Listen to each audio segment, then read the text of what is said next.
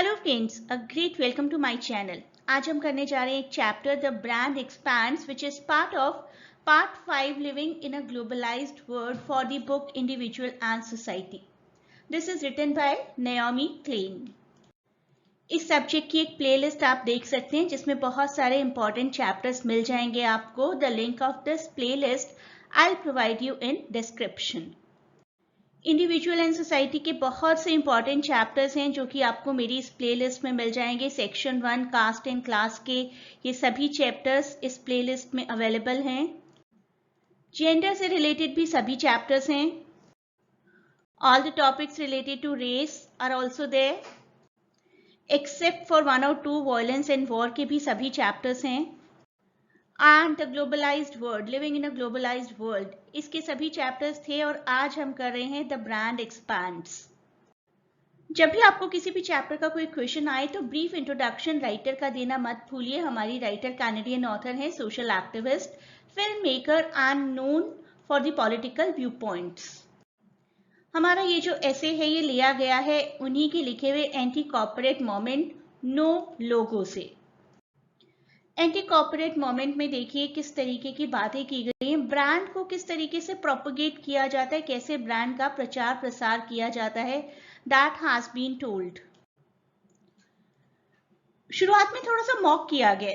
Since she says since the crocodile is the symbol of Lacoste we thought they might be interested in sponsoring our crocodiles. तो इस तरीके से इस एसे की शुरुआत की गई है। How did this writer experience की ब्रांड्स हमारे दिमाग पर बहुत हावी हैं। When she was in grade 4, designer jeans were extremely popular. Designer branded jeans were extremely popular and everyone spent a lot of time checking each other's bottoms for logos. लोग बहुत interested होते थे ये देखने में कि किस ब्रांड की जीन्स पहनी है। One person in her class would wander from student to student, turning back the collars on sweaters and polo shirts, and it wasn't enough that there was an alligator or leaping horseman on her shirt. तो कौन सा symbol बना हुआ है, कौन सा brand design किया हुआ है, इसको देखने में लोग बहुत ज्यादा इंटरेस्टेड होते थे। And she wanted to see the label behind the logo. हर एक को शौक था कि लोगों के पीछे का लेबल भी बहुत जरूरी है देखना। They were only 8 years old but the reign of the logo terror had begin.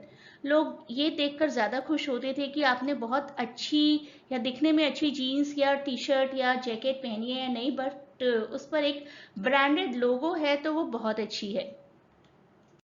एक नाम जो है ना वो एक रेपुटेशन अटैच करता था, ये उन्होंने बचपन से सीखा।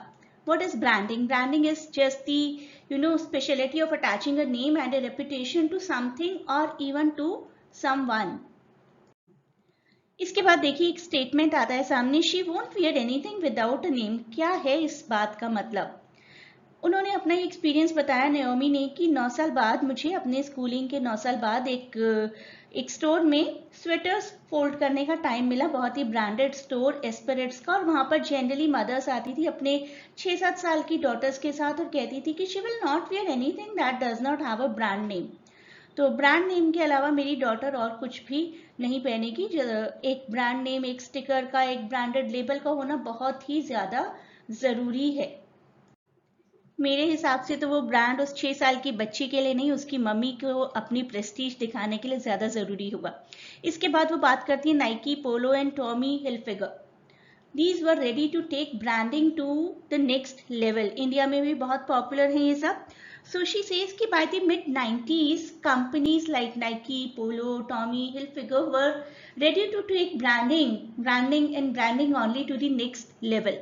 No longer branding their own products, but branding the outside world as well by sponsoring cultural events, some sports events, and they could go out into the world and claim bits of it as a brand name outpost. हर जगह कुछ ऐसी companies छा गई थी, उनके खुद के कपड़ों पर तो उनके लेबल्स थे ही, बहुत सारी इवेंट्स जिनको वो स्पॉन्सर किया करते थे वहां पर भी उनके लेबल्स थे। इसके बाद वो कहती हैं brands are nothing but like colonialism. जैसे कॉलोनियलिज्म हुआ करता था ना कि किसी और की जगह पर अपना पूरा राज कर लिया करते थे, उसी तरीके से ब्रांड भी कुछ और नहीं है बल्कि कॉलोनियलिज्म है। कॉलोनियलिज्म जैसे इंडिया पर छाया हुआ है अभी भी। Can you see the names of Indian places? Dalhousie, not an Indian name. Lansdowne, not an Indian name. Cannot place, not an Indian name. तो अपना नाम किसी और जगह पर एस्टैब्लिश करना, ब्रांड्स भी तो उसी तरीके का कॉलोनियलिज्म कर रहे हैं completely.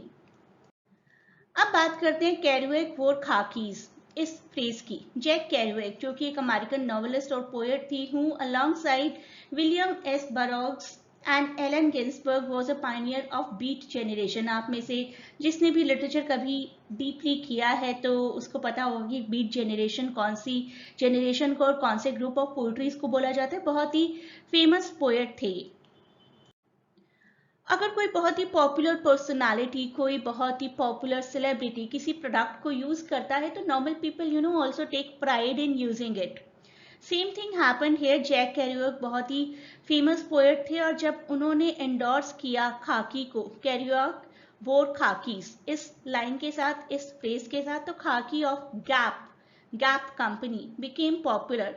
And the fact is it is fair to say that Jack Kerouac never wore a stitch of Gap clothing. He actually died 3 months before the first store opened. So it was just an endorsement. He never wore it in reality. लेकिन लोग उन्हीं के नाम पर Gaps के product को आज भी यूज करते हैं। बेसिकली शी वॉन्ट्स टू से कि ब्रांड जो है ब्रांड को एक्सपैंड करता है, ना कि क्वालिटी को। जब एक ब्रांड नेम इतना पॉपुलर हो जाता है कि it automatically sells, it keeps on expanding. But she says sponsorship can have harmful effects. Sometimes sponsorship can have harmful effect as look at these examples. When tobacco companies sponsor events popular with youngsters as they are directly promoting cigarette smoking or this gutka eating in India. But to view all sponsorship as purely commercial ventures can blind us to the changes taking place in the corporate sector. हम लोग इतने ज़्यादा blind हो जाते हैं कि such a great celebrity is using this tobacco and using all these products and smoking, जिसकी ad पर तो एक्चुअली बैन लग चुका है, इनडायरेक्ट तरीके से आती हैं, लेकिन ऐसे प्रोडक्ट्स ही मार्केट में एंडोर्स किए जाते हैं जिनके लिए बाद में सेलिब्रिटीज़ को सॉरी भी बोलना पड़ता है, लेकिन still brand keeps on expanding. In the end, she says we will all end up with a sponsored mindset. धीरे धीरे धीरे हमारा माइंडसेट ऐसा हो जाएगा कि हमें लगेगा कि हम भी कहीं ना किसी के द्वारा स्पॉन्सर किए गए हैं। The essay basically ends with a warning about the dangers inherent in corporate sponsorship. कितने डेंजर छुपे हुए हैं। People will be conditioned to believe that no activity, personal or communal, is possible without a sponsor. धीरे धीरे लोगों को ऐसा लगने लगेगा, और काफी हद तक अब ऐसा हो भी चुका है कि कोई भी इवेंट किसी स्पॉन्सर के बगैर नहीं हो सकता। From being sponsor of cultural events, multinationals, all the companies basically have made inroads into private events like wedding too. तो ये स्पॉन्सर जो है हमारी पर्सनल लाइफ्स में भी बहुत घुस चुके हैं, बहुत एंटर कर चुके हैं। Social level, cultural level, community level की इवेंट्स को तो छोड़िए, बहुत पर्सनल इवेंट्स में भी लोग स्पॉन्सर, बड़े बड़े स्पॉन्सर को ढूंढना पसंद करते हैं, बड़े बड़े स्पॉन्सर से अपने प्राइवेट इवेंट्स को स्पॉन्सर करवाना पसंद करते हैं। तो नयोमी का पर्पस क्या है यहाँ पर?